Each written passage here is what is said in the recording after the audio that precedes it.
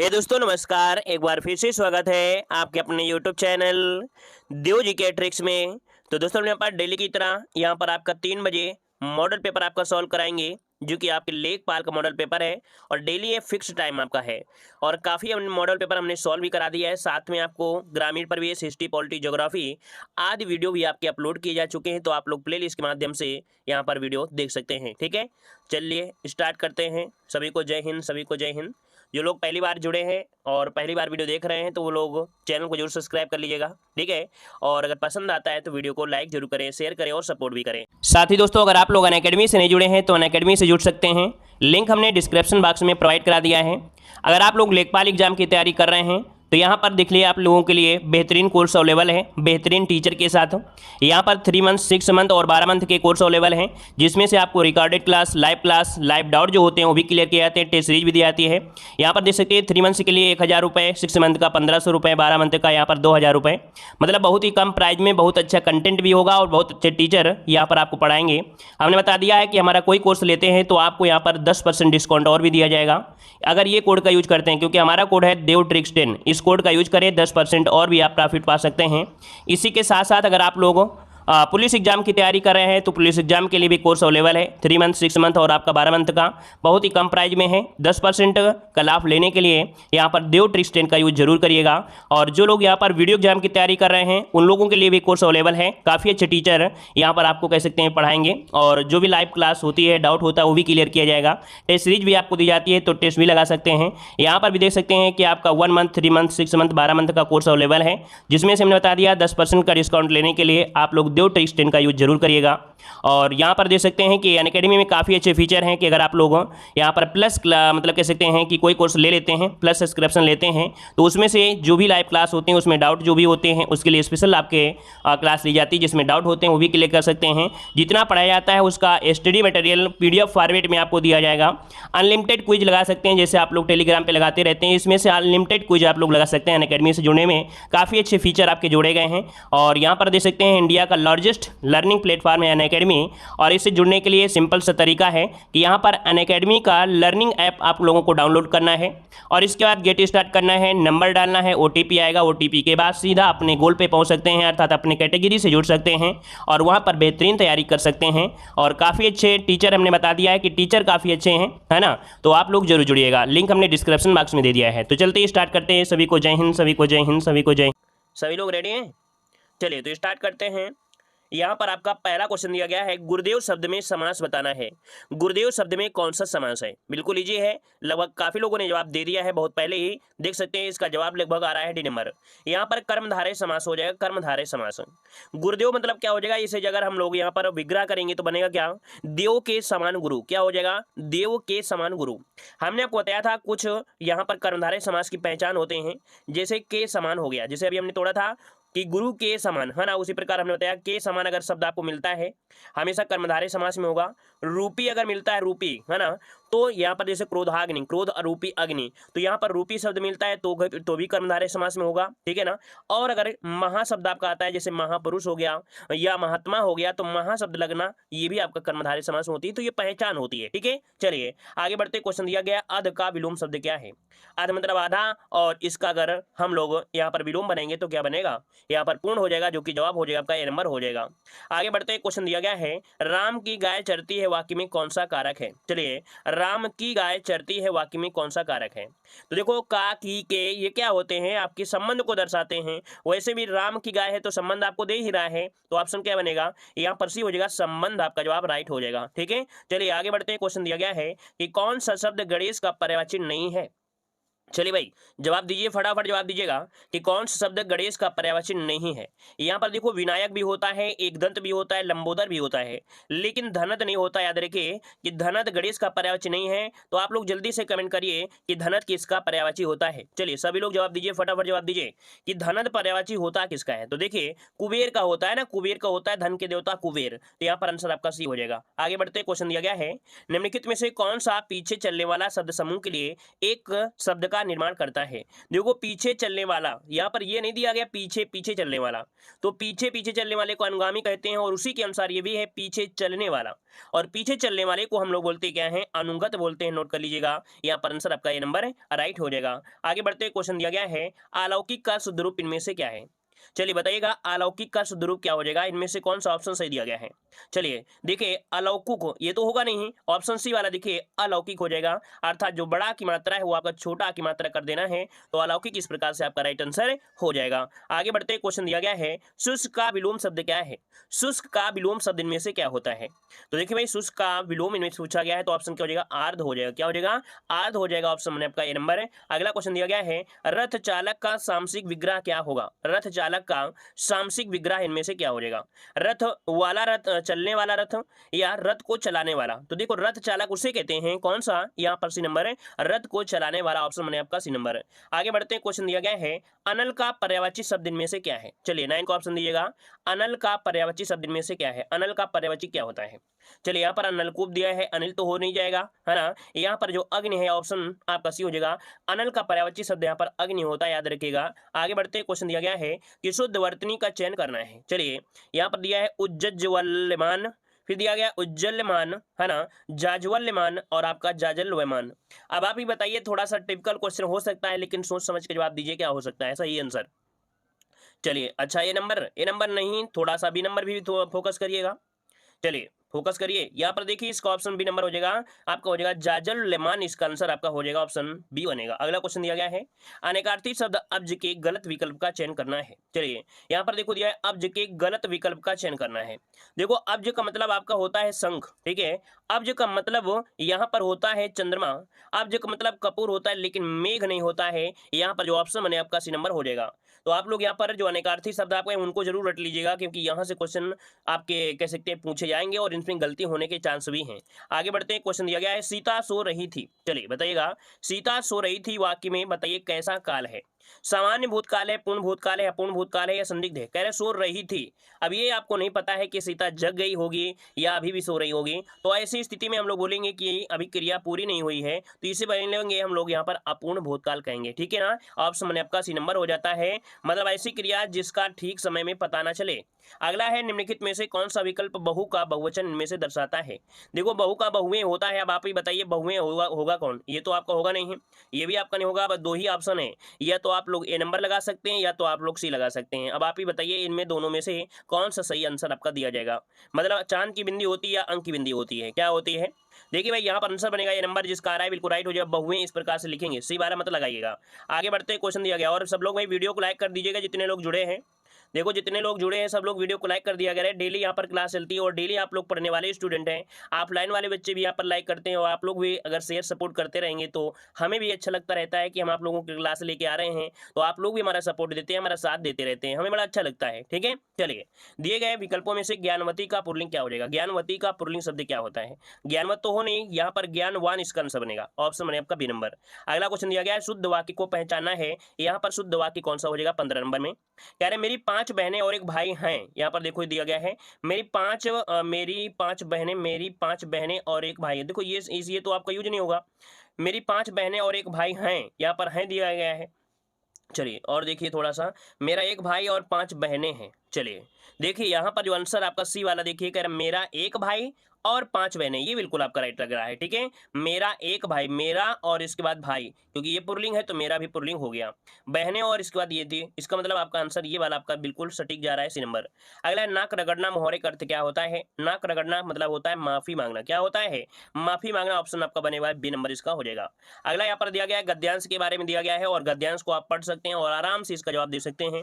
वैसे भी यहाँ पर कर्मों के बारे में आपको दिया गया है। कर्म भी आपके कई प्रकार के होते हैं, जैसे दिया गया है कि साहित्य मीमांसकों ने इसी दृष्टि से युद्धवीर, दानवीर और दयावीर इत्यादि इसके भेद किए हैं, जिसमें सबसे प्रधान आपका युद्धवीरता आपका है, याद रखिएगा, ठीक है ना। तो इसी के बारे में दिया गया है, जिसको आसानी से आप लोग सॉल्व कर सकते हैं। देखो दिया गया है सबसे प्राचीन वीरता आपकी कौन सी है, तो अभी हमने आपको बताया कि सबसे प्राचीन वीरता है आपकी युद्ध वीरता है, ठीक है ना। तो चलिए अगला है उत्कंठा पूर्वक आनंद किसके अंतर्गत लिया जाता है। तो देखिए 8 का 18 का ऑप्शन ये नंबर हो जाएगा उत्साह के अंतर्गत आपका होता है।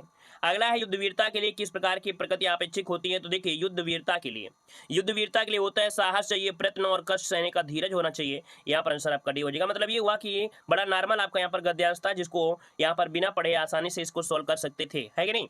चलिए खाने की इच्छा, जब खाने की इच्छा हो उसे कहते क्या है, तो नोट कर लीजिएगा। खाने की इच्छा को बोलते हैं बुभुक्षा। क्या बोलते हैं, बुभुक्षा बोलते हैं। इसका ऑप्शन बनेगा यहाँ पर बी नंबर है। आगे बढ़ते हैं, क्वेश्चन आपसे दिया गया है मनोरथ का संविच्छेद इनमें से क्या बनेगा। चलिए साथियों जवाब देते रहिए, फटाफट जवाब देते रहिए। जितने भी साथी यहाँ पर नए हैं तो चैनल को जरूर सब्सक्राइब करिएगा, ठीक है। साथ ही में हमारा ऐप है देव जीके ट्रिक, ठीक है। देव जीके ट्रिक है जो हमारे ऐप में आपको मिल जाएगा। वहाँ पर ग्रामीण परिवेश की भी पीडीएफ है, लेखपाल की जो कह सकते हैं यूपी जीके है, और भी आपको प्रकार की पीडीएफ वहाँ पर आपको बहुत ही कम रेट में आपको उपलब्ध कराई गई हैं। साथ में उसमें डेमो पीडीएफ है और कुछ और भी पीडीएफ आपकी यहाँ पर डाली गई, जिनके माध्यम से खुद तैयारी कर सकते हैं। तो हमारे ऐप को देव जीके ट्रिक को जरूर आप लोग डाउनलोड करें, ठीक है।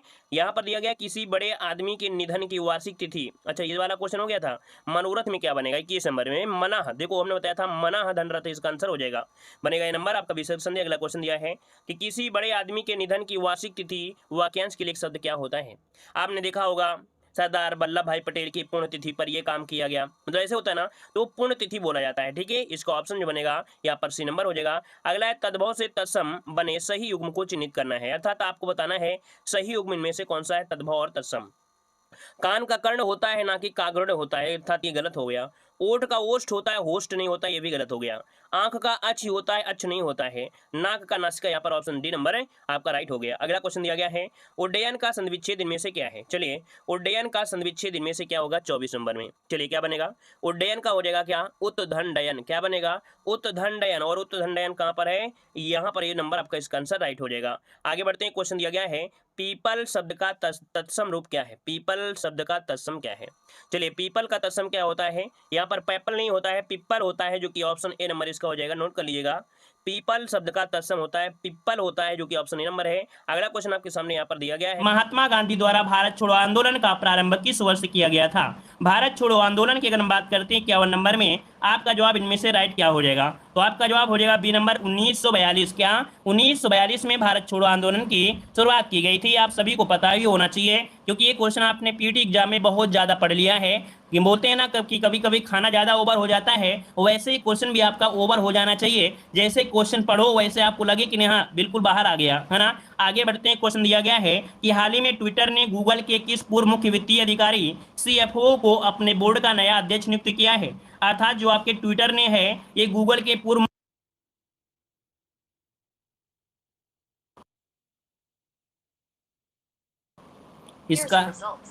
इसका नाम ले लो ना तो ओपन हो जाता है। चलिए चलिए हाल ही में अच्छा हम क्वेश्चन को पढ़ेंगे नहीं, दोबारा फिर से निकल आएगा, ठीक है। इसे हम पढ़ेंगे नहीं, एक बार पढ़ दिए दोबारा नहीं पढ़ रहे हैं। इसका आंसर हम आपको बता दे रहे हैं 52 का ऑप्शन डी हो जाएगा। यहाँ पर पैट्रिक पिचेट हो जाएगा। क्या हो जाएगा, पैट्रिक पिचेट हो जाएगा। ऑप्शन इसका बनेगा यहाँ पर आपका डी नंबर, ठीक है, नोट कर लीजिएगा। आगे बढ़ते हैं, क्वेश्चन दिया गया है MRI का पूरा रूप बताइएगा। चलिए ये जो बाबा जी है ना बहुत जल्दी आ जाते हैं, सुन लेते हैं बहुत जल्दी। चलिए कह रहा आपसे MRI का पूरा रूप बताइए क्या हो जाएगा 53 नंबर में। तो यहाँ पर होता है मैग्नेटिक रेजोनेंस इमेजिंग, है ना। तो ऑप्शन क्या बनेगा इसका, बी नंबर आपका हो जाएगा। 53 का जो ऑप्शन बनेगा वो यहाँ पर क्या हो जाएगा, यहाँ पर आपका बी राइट हो जाएगा। क्लियर है। चलिए आगे बढ़ते हैं, क्वेश्चन आपसे अगला पूछा गया है कि संघ लोक सेवा आयोग के किसी सदस्य को हटाया जा सकता है। ये देखो बात की जा रही है संघ लोक सेवा आयोग के सदस्य की, है ना, और इसे अगर हटाना है तो किसके द्वारा हटाया जा सकता है। यहाँ पर एक आर्टिकल नंबर आपने पढ़ा होगा 317, क्या आर्टिकल 317 पढ़ा होगा, और ये 317 के द्वारा ही राष्ट्रपति के द्वारा हटाया जा सकता है। ऑप्शन क्या बनेगा यहाँ पर आपका ये नंबर। और हटाया किस प्रकार से जा सकता है, कदाचार के आधार पर। किसके आधार पर, कदाचार के आधार पर हटाया जा सकता है, अर्थात अयोग्यता न होने पर इन्हें हटाया जा सकता है। आगे बढ़ते हैं, क्वेश्चन दिया गया है कि दिल्ली में पुराना किला का निर्माण किस शासक के शासन काल में हुआ था। दिल्ली में पुराना किला का निर्माण किस शासक के शासन काल में हुआ। यहाँ पर 55 का जवाब दीजिएगा। और 55 की अगर हम बात करते हैं तो चलिए 55 का ऑप्शन आ रहा है, ऑप्शन दिया है कि हाल ही में किस केंद्रीय मंत्रालय ने आर्टिफिशियल इंटेलिजेंस आधारित असीम पोर्टल लॉन्च किया है। इस पोर्टल का नाम क्या है? तो असीम नाम है ना। किस मंत्रालय के द्वारा? तो यहाँ पर आपसे पूछा गया किस मंत्रालय के द्वारा, तो ऑप्शन हो जाएगा आपका सी नंबर, कौशल विकास और उद्यमता मंत्रालय के द्वारा। किसके द्वारा? कौशल विकास और उद्यमता मंत्रालय के द्वारा यहाँ पर आपका असीम पोर्टल लॉन्च किया गया है। 56 का ऑप्शन हो जाएगा आपका सी नंबर है, राइट हो जाएगा। ठीक है ना, क्लियर है ना। जो कर्मचारी हैं, जो इस पोर्टल के द्वारा जो आपके कुशल कर्मचारी हैं, उनकी उपलब्धता का मूल्यांकन करने के लिए, उनकी भर्ती प्रक्रिया के लिए डिजिटल मंच प्रदान करने के लिए, उसको प्रोत्साहित करने के लिए किया गया है। आगे बढ़ते हैं, क्वेश्चन दिया है कि विश्व पर्यावरण दिवस 2020 की थीम निम्नलिखित में से क्या रही है? चलिए, विश्व पर्यावरण दिवस 2020 की थीम निम्नलिखित में से क्या रही है? यहाँ पर 57 का ऑप्शन हो जाएगा बी, जैव विविधता। क्या रही है? जैव विविधता रही है। ऑप्शन हो जाएगा आपका बी नंबर। ये बताइए पर्यावरण दिवस कब मनाते हैं? आपको याद होगा कि 5 जून को मनाते हैं। कब? 5 जून को प्रतिवर्ष मनाया जाता है। 2020 की थीम रही है जैव विविधता रही थी। ठीक है, आगे बढ़ते हैं। क्वेश्चन दिया है कि मुख्य आयरन और स्टील उद्योग किस पठार में स्थित है? मुख्य आयरन और स्टील उद्योग किस पठार में स्थित है? यहाँ पर जवाब देना है। सही जवाब इनमें से राइट क्या हो जाएगा? चलिए, 58 की अगर हम बात करते हैं तो ये एक क्षेत्र पड़ता है। इस क्षेत्र का नाम क्या है? तो 58 का ऑप्शन बनेगा डी नंबर। ये है छोटा नागपुर के पठार में। कहाँ पर? छोटा नागपुर के पठार में है। नोट करिएगा, छोटा नागपुर के पठार में यहाँ पर एक जगह पड़ती है, कोकाकारी कोयला क्षेत्र भी पड़ता है। चूना पत्थर, डोलोमाइट, मैग्नीज, काफी ऐसी चीज आपके प्राप्त होते हैं यहाँ से। आगे बढ़ते हैं, क्वेश्चन आपसे अगला पूछा गया है। यहाँ पर अगला क्वेश्चन दिया गया है कि गैल्वेनोमीटर के द्वारा पता लगाया जाता है। गैल्वेनोमीटर के द्वारा पता लगाया जाता है। यहाँ पर 59 का जवाब दीजिएगा। प्रतिरोध का, ऊर्जा का, धारा का या ताप का? 59 का ऑप्शन क्या बनेगा? 59 का ऑप्शन हो जाएगा सी, धारा का। गैल्वेनोमीटर के द्वारा यहाँ पर क्या करते हैं? तो धारा का करते हैं। यहाँ पर ऑप्शन क्या हो जाएगा? सी नंबर इसका राइट हो जाएगा। ठीक है ना, मतलब ये गैल्वेनोमीटर क्या होता है? एक प्रकार का मीटर है। गैल्वेनोमीटर को हम लोग एक प्रकार से बोल सकते हैं क्या होता है? अमीटर होता है। ठीक है, गैल्वेनोमीटर एक प्रकार क्या हो गया? एक अमीटर हो गया। और अमीटर के द्वारा विद्युत धारा का पता लगाया जाता है, उसका मापन किया जाता है। ठीक है, आगे बढ़ते क्वेश्चन आपसे अगला पूछा गया है। यहाँ पर दिया गया है कि गर्म शुष्क मौसम के दौरान, गर्म शुष्क मौसम के दौरान, है ना, तो यहाँ पर देखिए गर्म शुष्क मौसम के दौरान भारतीय उपमहाद्वीप पर निम्नलिखित में से किस क्षेत्र में निम्न दाब रहता है? मतलब जब भारत में गर्म शुष्क मौसम रहता है तो आपके भारतीय उपमहाद्वीप में निम्न दाब जो रहता है वो कहाँ पर रहता है, कौन से एरिया में रहता है? तो यहाँ पर देखिए आपका जो जवाब बनेगा 60 नंबर का ऑप्शन बनेगा सी, ये पश्चिमोत्तर भाग में रहता है। कहाँ पर? पश्चिमोत्तर भाग में रहता है। जैसे कि आपका राजस्थान का एरिया हो गया ना, जैसे कि राजस्थान का एरिया हो गया, ऐसे एरिया को बोलते हैं, तो इसे हम बोलेंगे पश्चिमोत्तर भाग बोल देते हैं। ठीक है, आगे बढ़ते हैं। क्वेश्चन दिया गया है कि भौतिक शास्त्र में नोबेल पुरस्कार जीतने वाले प्रथम भारतीय व्यक्ति का नाम बताइएगा। जिन्होंने नोबेल पुरस्कार जीता वो भी किसके क्षेत्र में? भौतिक क्षेत्र में। इनका नाम क्या है? यहाँ पर जवाब आ रहा है सीवी रमन आ रहा है 61 नंबर में। और यहाँ पर प्रथम भारतीय भी पूछा गया है, तो 61 का ऑप्शन डी हो जाएगा। सीवी रमन को दिया गया था 1930 में दिया गया था। ठीक है, रमन इफेक्ट के लिए दिया गया था। आगे बढ़ते हैं, अनुच्छेद 330 में किसका वर्णन किया गया है? अनुच्छेद 330 में किसका वर्णन किया गया है? 62 का ऑप्शन इनमें से राइट बताइएगा। सही जवाब क्या हो जाएगा? तो याद रखिए जो लोकसभा है, क्या लोकसभा है, तो लोकसभा में क्या है? जो अनुसूचित जाति है और अनुसूचित जनजाति के लिए स्थान को आरक्षित किया गया है आर्टिकल 330 में। तो ये भी क्वेश्चन आपका पूछ लिया जाता है। ठीक है, आगे बढ़ते हैं। क्वेश्चन दिया है कि राष्ट्रीय नियोजन में रोलिंग प्लान की अवधारणा लागू की गई थी। आपको याद होगा हमने पीईटी एग्जाम में रोलिंग प्लान आपको बताया था, रोलिंग प्लान, है ना। यहाँ पर बताइए रोलिंग प्लान, ये जो आपका अवधारणा लागू की गई थी वो किसके द्वारा लागू की गई थी? 63 का ऑप्शन यहाँ पर जवाब क्या बनेगा?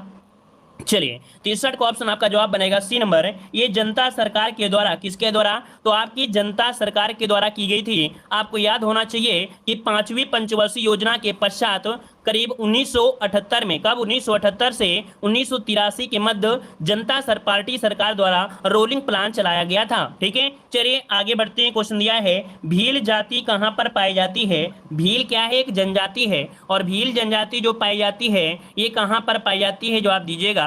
तो चलिए यहाँ पर जवाब दीजिएगा। सही जवाब इनमें से राइट क्या हो जाएगा? अपने टैलेंट को देखिए, दूसरे के टैलेंट को देखेंगे तो भैया दिक्कत हो जाएगी, है ना। कहीं ऐसा ना हो कोई दूसरा श्राप दे दे, इसलिए अपना टैलेंट देखिए, दूसरे के टैलेंट के लिए कॉपी पेस्ट मत करें, ठीक है। चलिए यहाँ पर बताइए 64 नंबर में, 64 की बात करते हैं तो ऑप्शन क्या हो जाएगा, डी नंबर महाराष्ट्र हो जाएगा। क्या महाराष्ट्र ऑप्शन क्या हो जाएगा आपका, डी नंबर राइट हो जाएगा। आगे बढ़ते हैं, क्वेश्चन आपसे अगला पूछा गया है, यहाँ पर क्वेश्चन आपसे अगला है कि मनुष्य में एफ्लाटॉक्सिन खाद्य विषाक्त द्वारा समानता कौन सा अंग प्रभावित होता है।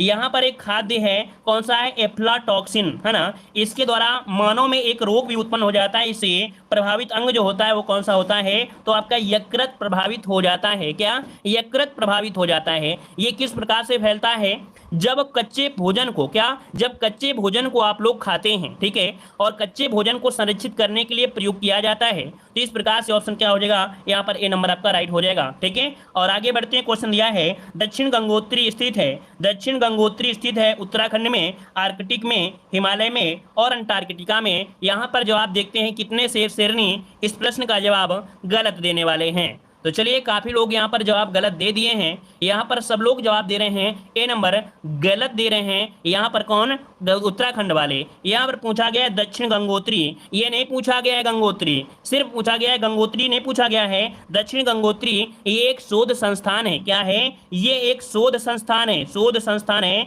यहाँ पर शोध संस्थान जो कि आपके अंटार्कटिका महाद्वीप में है। कहाँ पर है, अंटार्कटिका महाद्वीप में है, ठीक है ना। उत्तराखंड मत लगाइएगा क्योंकि यहाँ पर गंगोत्री नहीं पूछा है। दक्षिण गंगोत्री एक शोध संस्थान है जो कि अंटार्कटिका महाद्वीप में है, तो ऑप्शन डी इसका राइट हो जाएगा। क्लियर हुआ। आगे बढ़ते हैं कि अशोक के ब्राह्मी अभिलेखों को सर्वप्रथम किसने पढ़ा। तो अशोक के जो आपके अभिलेख हैं इनको पढ़ने वाले कौन से थे, जेम्स प्रिंसेस थे। यहाँ पर बताइए क्या जवाब हो जाएगा, जेम्स प्रिंसेस ने पढ़ा था। आपका जवाब बिल्कुल सही है, यहाँ पर ए नंबर आपका राइट हो गया। आगे बढ़ते हैं, क्वेश्चन दिया है उत्तर प्रदेश में मिड डे मील कार्यक्रम कब प्रारंभ हुआ था। मिड डे मील का जो कार्यक्रम है ये प्रारंभ किया गया, कब किया गया। 68 का ऑप्शन से हो जाएगा 1995 से। कब, 1995 से मिड डे मील का काम शुरू हो गया था। यहाँ पर ऑप्शन क्या हो जाएगा, सी नंबर इसका राइट हो जाएगा, नोट कर लीजिएगा, ठीक है। मिड डे मील जानते हैं ना, मध्य भोजन जो योजना थी, मध्य भोजन योजना, ये 15 अगस्त, कब से, 15 अगस्त से स्टार्टिंग हुई थी, 15 अगस्त 1995 से, ठीक है। चलिए आगे बढ़ते हैं, हार्मोन के द्वारा हार्मोन के रूप में कार्य करने वाले प्रोटीन का उदाहरण बताइएगा। जो हार्मोन के रूप में कार्य करते हैं जो प्रोटीन, उस प्रोटीन का नाम आपसे पूछा गया है। तो यहाँ पर देखिए आपका जवाब इनमें से राइट क्या बनेगा। चलिए यहाँ पर 69 का ऑप्शन आपका बनेगा बी नंबर, ये ऑक्सीटोसिन हार्मोन्स है। क्या है, ये ऑक्सीटोसिन हार्मोन्स है। ऑप्शन क्या बनेगा, बी नंबर आपका राइट हो जाएगा। ये ऑक्सीटोसिन हार्मोन्स बहुत ही काम का भी होता है। यहाँ पर आपको पता है कि इसे प्यार वाला हार्मोन्स भी कहा जाता है। आगे बढ़ते हैं, क्वेश्चन दिया गया है कि किसी व्यक्ति के वास्तविक जीवन स्तर का आकलन किया जा सकता है। चलिए यहाँ पर बताइएगा कि किसी व्यक्ति के वास्तविक जीवन स्तर का आकलन जो किया जाता है किसके द्वारा किया जाता है।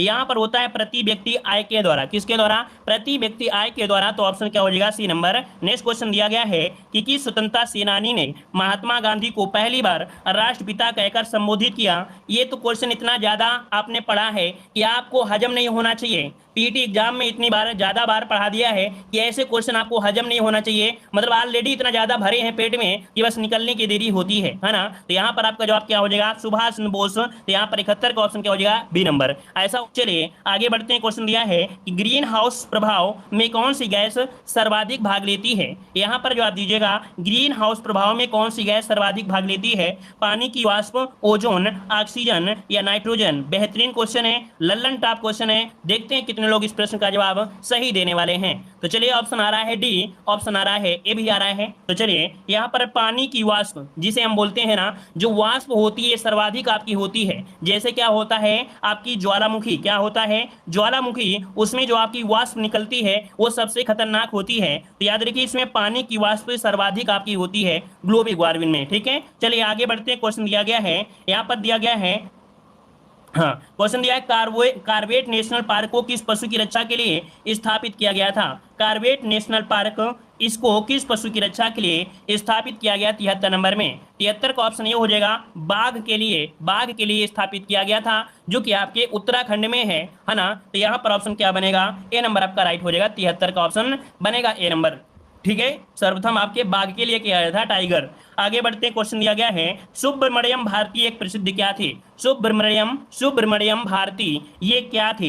यहाँ पर 74 नंबर में ऑप्शन बनेगा सी, ये कवि रहे हैं। क्या रहे हैं? ये कवि रहे हैं। तो ऑप्शन क्या हो जाएगा आपका? सी नंबर राइट हो जाएगा। ये कह सकते हैं तमिलनाडु के समाज सुधारक थे। बढ़ते हैं, क्वेश्चन दिया है कि प्रधानमंत्री नरेंद्र मोदी के किस निजी सचिव को वाशिंगटन में विश्व बैंक के कार्यकारी निदेशक का वरिष्ठ सलाहकार नियुक्त किया गया है?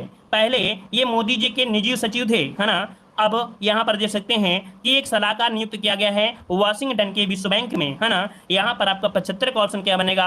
ऑप्शन बन जाएगा ए, ये थे राजीव टोपनो। कौन थे? राजीव टोपनो थे। ऑप्शन ए आपका राइट हो जाएगा। आगे बढ़ते हैं, क्वेश्चन दिया गया है ग्रामीण समाज विकास योजना जानकारी। कह रहा है भारत में रजत क्रांति किससे संबंधित है? सिल्वर रिवोल्यूशन जो संबंधित है, ये संबंधित किससे है? यहाँ पर जवाब दीजिएगा। तो चलिए यहाँ पर 76 की अगर हम बात करते हैं तो लगभग काफी लोग जवाब दे रहे हैं। यहाँ पर आपका डी नंबर याद रखिएगा। यहाँ पर कुछ लोग ए भी जवाब दे रहे हैं। याद रखिए, रजत को सुनकर चमक में आ गया कि सफेद होता है, सफेद अंडा भी होता है। यहाँ पर देखिए, याद रखिए ऑप्शन डी बनेगा। यहाँ पर अंडा और चिकन का उत्पादन से संबंधित है रजत क्रांति। ऑप्शन डी लगाइएगा, कपास से मत लगाइएगा, ठीक है ना। याद रहेगा, सफेद सोना को कहते हैं, सफेद सोना कहते हैं, ये आपकी कपास को कहते हैं, है ना। हरा सोना बांस को कहते हैं। याद रखिएगा, यहाँ पर पूछा था रजत क्रांति अंडा से संबंधित है, ठीक है। आगे बढ़ते हैं, क्वेश्चन दिया है कि परिक्षेत्रीय मृदा को अन्य किस नाम से जानते हैं? परिक्षेत्रीय मृदा को अन्य किस नाम से जानते हैं? यहाँ पर 77 का ऑप्शन हो जाएगा। ये होता है ट्रांसपोर्टेड मृदा। क्या होती है? ट्रांसपोर्टेड मृदा होती है। या हम लोग इसे ये कह सकते हैं, या इसे हम लोग दूसरे शब्दों में ये कह सकते हैं कि मतलब कह सकते हैं कि इसे बोलते हैं दूसरे स्थान के क्षेत्र में आई हुई मिट्टी, या कह सकते हैं कि बहाव के द्वारा लाई गई मिट्टी। क्या? बहाव के द्वारा लाई गई मिट्टी, इसे हम लोग बोलते हैं। तो ऑप्शन क्या होता है? C number. जैसा क्या होता है, बाढ़ होती है। क्या? बाढ़ आती है। जब बाढ़ आती है तो दूसरी जगह की मिट्टी दूसरी जगह आ जाती है ना। तो इसे बोलते हैं ट्रांसपोर्टेड मृदा बोलते हैं, जो कि बहुत ही उपजाऊ मृदा होती है। आगे बढ़ते हैं, क्वेश्चन दिया गया है कि पटवारी पद का प्रारंभ सर्वप्रथम किस शासक ने किया था? पटवारी पद का प्रारंभ जो सर्वप्रथम किस शासक ने किया? यहाँ पर जवाब दीजिएगा। शेरशाह सूरी दे रहे हैं। तो चलिए 78 का ऑप्शन आपका राइट हो जाएगा। शेरशाह सूरी बिल्कुल आपका राइट जवाब हो जाएगा, ठीक है ना। और यहाँ पर कह सकते हैं जो पहले शेरशाह सूरी ने यहाँ पर अच्छा कार्य किया, इसके बाद और अच्छा सुधार किया किसने? तो आपके अकबर ने और कुछ अच्छा सुधार इनमें से कर दिया है ना। अच्छा, एक पॉइंट याद रखिएगा, हमने आपको बताया है कि अपने उत्तर प्रदेश में, अपने यूपी में आपके जो पटवारी है, पटवारी का नाम बदल दिया गया है। पटवारी का नाम बदल दिया गया है, अब लेखपाल कर दिया गया है। ये कौन से उस समय आपके थे प्रधानमंत्री? तो चौधरी चरण सिंह के समय में कौन थे? चौधरी चरण सिंह। याद रखिए, नोट करिएगा, चौधरी चरण सिंह को आप लोग जानते होंगे। चौधरी चरण सिंह के समय पटवारी का नाम बदलकर लेखपाल कर दिया गया है आपकी यूपी में। याद रखिएगा, है ना, याद रहेगा। चलिए फिर आगे बढ़ते हैं। क्वेश्चन दिया है कि तहसील स्तर पर राजस्व प्रशासनिक अधिकारी कौन होता है? अब आपसे पूछा है तहसील स्तर पर, और तहसील स्तर पर होता है तहसीलदार। तो ऑप्शन क्या बनेगा? सी नंबर आपका हो जाएगा, तहसीलदार। आगे बढ़ते हैं, क्वेश्चन दिया है कि जिले में तहसील दिवस आयोजन कब होता है? जिले में तहसील दिवस का जो आयोजन होता है ये कब होता है? यहाँ पर जवाब दीजिएगा। तो चलिए यहाँ पर 80 की अगर बात करते हैं कि जनगणना 2011 के अनुसार ग्रामीण भारत की आबादी जो आपकी है वो कितनी रही है? 2011 के अनुसार ग्रामीण भारत की आबादी पूछा गया है।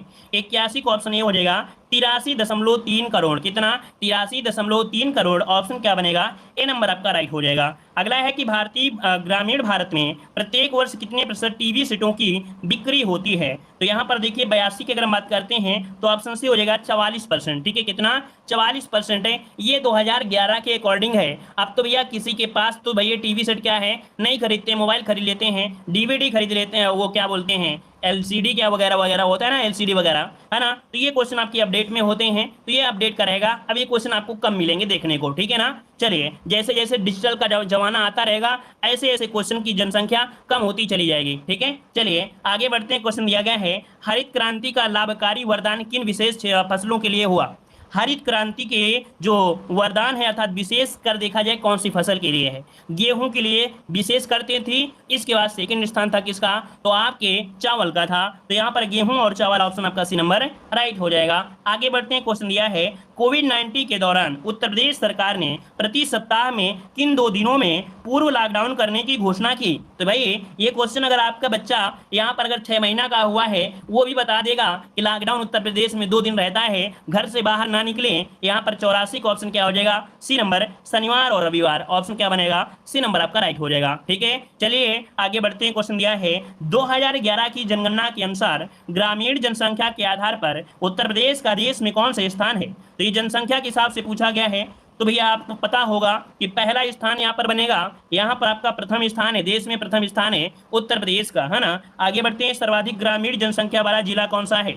सर्वाधिक ग्रामीण जनसंख्या वाला जिले का जो जवाब देने वाले हैं, कितने लोग जवाब देंगे? यहाँ पर आपका सही जवाब, चलिए जवाब आ रहा है प्रयागराज। बिल्कुल सही है। सर्वाधिक ग्रामीण वाले जो आपके हैं वो आपके प्रयागराज वाले अर्थात इलाहाबाद वाले जो आपके हैं सर्वाधिक ग्रामीण वाले हैं, है ना। मतलब ऐसा नहीं कि जो शहर में रह रहे हैं वो भी गांव वाले हैं, मतलब एरिया कुछ इतना ज़्यादा है कि ग्रामीण क्षेत्र जो आपको मिलता है एरिया में वो आपके इलाहाबाद में ज़्यादा मिलता है। इलाहाबाद क्योंकि छोटा तो है नहीं है, जिला बहुत बड़ा है, तो उसमें से आपके लोग रहते हैं। आगे बढ़ते हैं। हरित क्रांति का मुख्य उद्देश्य क्या था? हरित क्रांति आपकी आई, मुख्य उद्देश्य क्या था? यहाँ पर 87 का ऑप्शन क्या बनेगा? तो कृषि उत्पादन में क्या? वृद्धि करना। कृषि उत्पादन में क्या? वृद्धि। तो ऑप्शन क्या हो जाएगा? यहाँ पर आपका ये नंबर राइट हो जाएगा।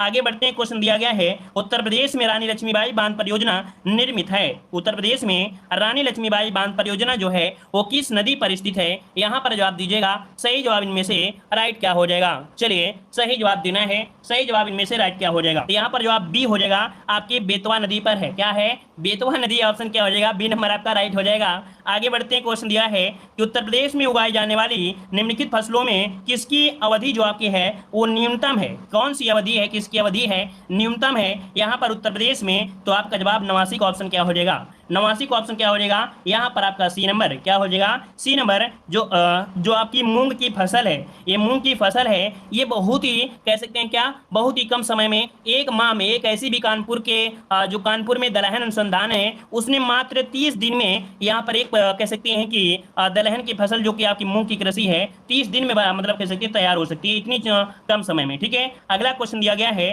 कि भारत में उत्तर प्रदेश जिस पैदावार का सबसे बड़ा उत्पादक है वो आपका कौन सा है? खाद्यान्न, दलहन, तिलहन या मसाला? 90 का ऑप्शन क्या बनेगा? तो यहाँ पर खाद्यान्न उत्पादन में सबसे आगे है, तो ऑप्शन क्या हो जाएगा? ए नंबर आपका राइट हो जाएगा। आगे बढ़ते हैं। क्वेश्चन दिया गया है UPSRLM का उद्देश्य क्या है? 91 का जवाब दीजिएगा। यहाँ पर 91 का जवाब क्या हो जाएगा? UPSRLM इसका उद्देश्य है कि जमीन स्तर पर जो निर्धन है उनके सशक्त एवं स्थायी संरचना बनाकर ग्रामीण परिवारों को लाभ प्रदान किया जाए, है ना। हुनरबंद मजदूरी उन्हें दिया जाए, रोजगार के अवसर प्रदान किए जाएं। तो यहाँ पर जो आपके 91 का ऑप्शन है ये आपका जवाब हो जाएगा। 91 का ऑप्शन यहाँ पर जवाब क्या हो जाएगा भाई? तो ऑप्शन बनेगा ए नंबर। गरीबी हटाने के लिए है। क्या? गरीबी हटाने से संबंधित है। आगे बढ़ते हैं। क्वेश्चन आपसे अगला पूछा गया है, यहाँ पर देखो हाँ अगला क्वेश्चन दिया गया है कि कब तक गरीबी को अत्यंत कम करने का लक्ष्य रखा गया है? यही चीज जो आपका है इसी के अकॉर्डिंग कितना समय रखा गया है? तो ये है आपका 24 और 25। 2024 और 25 तक गरीबी बिल्कुल अत्यंत कम हो जाएगी, है ना। जबकि आपको पता है इकोनॉमी से पहले आपकी घटकर 5वें स्थान पर आ गई थी। वर्तमान में जो आपकी जीडीपी है वो घट के कह सकते हैं जो आपकी अर्थव्यवस्था है ना, भारत की जो अर्थव्यवस्था है पहले 5वें नंबर में आ गई थी, अब अर्थव्यवस्था आपकी 6वें नंबर में फिर से पहुंच गई है करंट अफेयर में, है ना। तो चलिए यहाँ पर ऑप्शन क्या बनेगा? सी नंबर आपका राइट हो जाएगा। ठीक है, और आगे बढ़ते हैं। क्वेश्चन दिया गया है कि हाल ही में योगी आदित्यनाथ ने वन महोत्सव के अंतर्गत प्रदेश में कितने पौधे लगाने के कार्य का शुभारंभ किया है? तो चलिए 93 का ऑप्शन क्या जवाब राइट हो जाएगा? बिल्कुल सही जवाब यहाँ पर दिया गया है। यहाँ पर 93 का ऑप्शन बनेगा ए। यहाँ पर 25 करोड़ क्या हो जाएगा? 25 करोड़ ऑप्शन क्या होगा? ऑप्शन ए हो जाएगा। आगे बढ़ते हैं। क्वेश्चन दिया गया है, यहाँ पर दिया है किन जनपदों के दुग्ध संघों को ISO प्रमाण पत्र दिया जा चुका है? अर्थात यहाँ पर जो जनपद हैं उन जनपद में दुग्ध संघों को ISO प्रमाण दे दिया गया है, और ये कौन कौन से हैं? 94 का ऑप्शन सी हो जाएगा आपके मेरठ और नोएडा, अर्थात ऑप्शन आपका बनेगा ए और बी, दोनों को यहाँ पर ISO प्रमाणित कर दिया गया है। आगे बढ़ते हैं। क्वेश्चन दिया गया है उत्तर प्रदेश की जलवायु कैसी है? उत्तर प्रदेश की जो जलवायु है वो कैसी है? उष्णकटिबंधीय है, मानसूनी है, ए और बी दोनों है, इनमें से कोई नहीं। जवाब क्या बनेगा?